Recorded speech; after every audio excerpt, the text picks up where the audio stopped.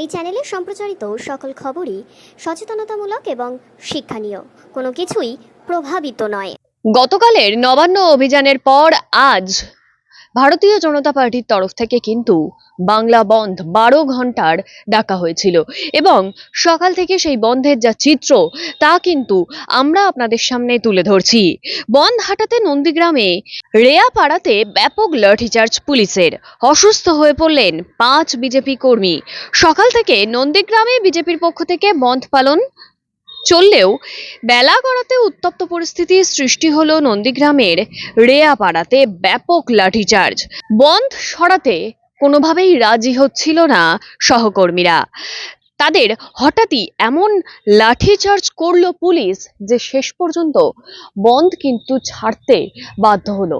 দেখুন সেই ছবি।